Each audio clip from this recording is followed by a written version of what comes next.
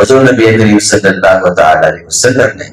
ارشاد فرمایا اس حدیث پاک راویہ عائشہ صدیقہ رضی اللہ تعالی عنہا فرماتی ہے کہ آپ علیہ السلام نے فرمایا جس شخص نے ایمان کے ساتھ ثواب حاصل کرنے کے لیے اعتکاف کیا اللہ تبارک و تعالی اس کے اگلے پچھلے گناہوں کو معاف کر دیتا ہے، اس کے اگلے پچھلے گناہوں کو معاف کر دیتا ہے۔ یہاں پر جو گناہوں کی معافی کی بات ہو رہی ہے وہ صغیرہ گناہ ہے، وہ صغیرہ گناہ ہے، اور کبیرہ گناہوں کی توبہ لازم ہوتی ہے، وہ اللہ کے حضور توبہ کرنی پڑتی ہے۔ ہاں رب چاہے تو کبیرہ گناہوں کو بھی معاف فرما سکتا ہے، رب چاہے تو کبیرہ گناہوں کو بھی معاف فرما سکتا ہے، لیکن یہاں پر جو بات ہے وہ صغیرہ گناہوں کی ہے۔ جو اللہ کے حضور اعتکاف کرتا ہے اللہ تبارک و تعالی اس کے اگلے پچھلے گناہوں کو معاف فرما دیتا ہے۔ اگر ہم حضرت علی المرتضیٰ سے روایت لیں، آپ فرماتے ہیں کہ آپ علیہ السلام نے ارشاد فرمایا جس نے رمضان المبارک میں 10 دن اعتکاف کیا، سرکار فرماتے ہیں کہ اس کا اعتکاف کرنا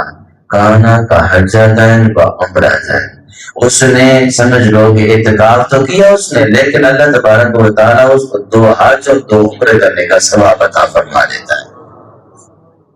ہم پیسہ لگاتے ہیں،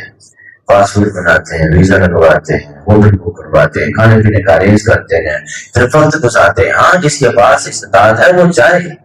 وہ جائے، لیکن آپ علیہ السلام نے اپنا غریب امتی کو بھی محروم نہیں رکھا۔ حضور کو تو پتا تھا نا میرا جو تگڑا امتی ہے، امیر امتی ہے، استطاعت رکھنے والا، صاحب نصاب رکھنے والا امتی جو ہے وہ تو جہاز پکڑے گا، چلا جائے گا، عمرہ بھی کر کے آ جائے گا، حج کر کے آ جائے گا، لیکن جو میرا بڑا امتی ہے، میرا غریب امتی ہے، وہ کیا کرے گا؟ وہ تو دل میں حسد لے کے بیٹھے گا۔ آپ علیہ السلام نے فرمایا میرے غلاموں پریشان امتی لوگ نہیں، اگر آپ بھی حج کا لطف اٹھانا چاہتے ہو یا پھر عمرے کا لطف اٹھانا چاہتے ہو تو پیکج میں محمد تمہیں دے رہا ہوں۔ آپ علیہ السلام نے فرمایا اگر حج کا ثواب پانا چاہتے ہو یا پھر عمرے کا ثواب پانا چاہتے ہو، مجھے محمد کا فرمان ہے رمضان کے عشر آخری کے اندر اعتکاف کرنا تمہارا کام ہے، 2 حجوں کا 2 عمروں کا ثواب دینا رب العالمین کا کام ہے۔